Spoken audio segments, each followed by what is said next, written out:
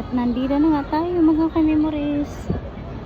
Ayan, ang dami nagpipicture-picture yung iba nating mga kababayan. At yung iba naman ay mga taga-Indonesia. At yung iba ay mga local. Maganda pala dito siguro kapag gabi na. Kapag ganitong oras, sobrang init mga ka-memories. Pero ang ganda ng view. Sobrang ganda. Ayun ang Little Dubai. Yun, mamaya sa hapon babalikan natin to kasi sobrang init. Nakakaloka lumabas pala ng mainit ay ng umaga.